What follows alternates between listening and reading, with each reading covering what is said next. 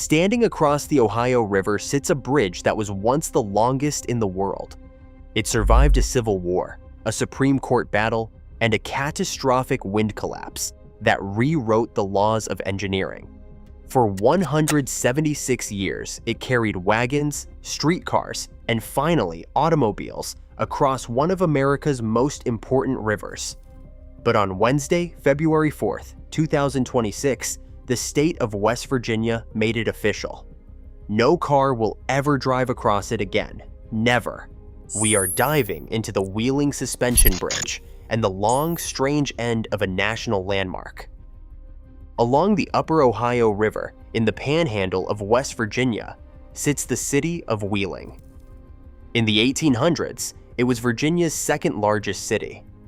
The reason was simple: Wheeling was the gateway to the West. The National Road, America's first federally built interstate highway, ended right at the riverbank.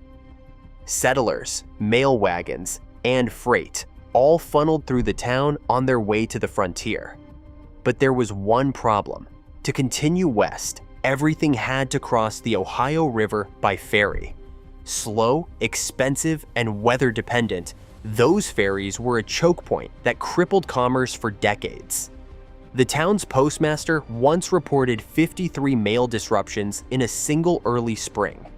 By the 1840s, Wheeling needed a permanent crossing. What it got was something the world had never seen. Before we continue, don't forget to click the subscribe button and like this video. It's the best way to support this channel. To understand how a national historic landmark lost its cars forever, you have to go back to a self-taught Quaker farm boy from Pennsylvania named Charles Ellet Jr. Ellet left home at 17 with nothing but a surveyor's job and a stubborn ambition. He taught himself French, sailed to Paris, and talked his way into the world's premier engineering school. He came home determined to build something nobody else could. In 1847, the Wheeling and Belmont Bridge Company hired him for a single audacious task: build a bridge across the Ohio River with a span longer than any suspension bridge ever built. On November 15, 1849, Ellet opened his masterpiece. The main span stretched 1,010 feet. He hung 1,010 lamps along the cables, one for every foot.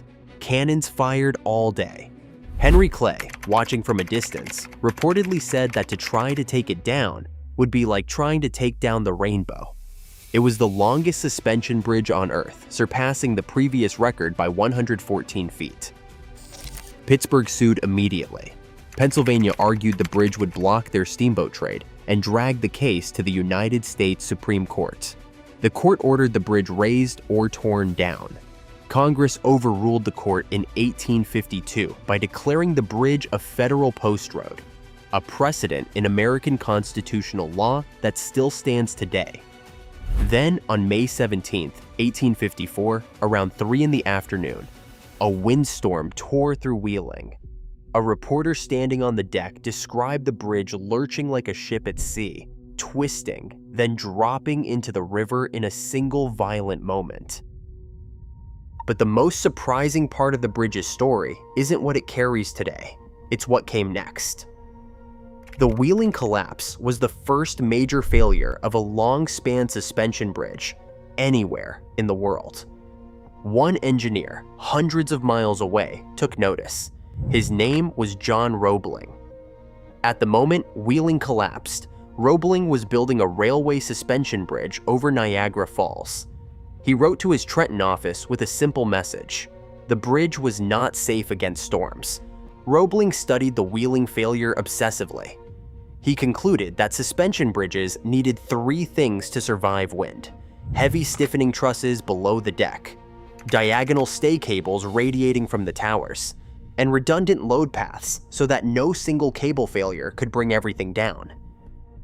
He applied those exact principles to Niagara, then to his Cincinnati suspension bridge. And finally, in 1869, he started a project in New York Harbor, the Brooklyn Bridge. Every single design choice that defines the Brooklyn Bridge today, the diagonal cables, the stiffening trusses, the parabolic main suspenders, was a direct lesson learned from Wheeling's collapse, and the connection runs even deeper. In 1871, Roebling's son, Washington Roebling, the same man who finished the Brooklyn Bridge, traveled to Wheeling himself.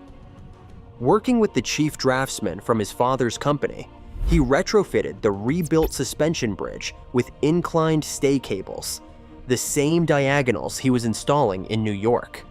The Wheeling Bridge today carries Brooklyn Bridge DNA, applied by the engineer of the Brooklyn Bridge 11 years before Brooklyn opened.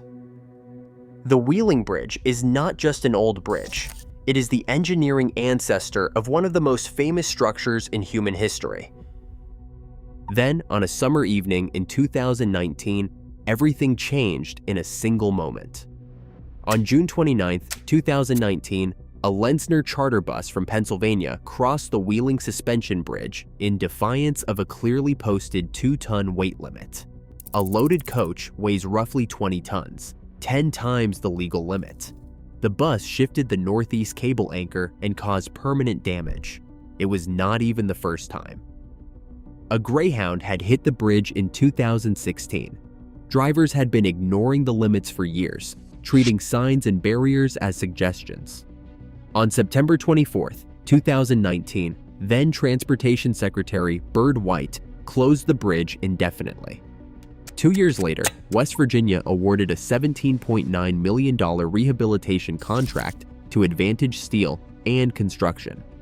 Crews replaced cables, rebuilt the northeast anchorage stone by stone, repainted the entire structure, and installed elegant new architectural lighting. The work finished in 2024.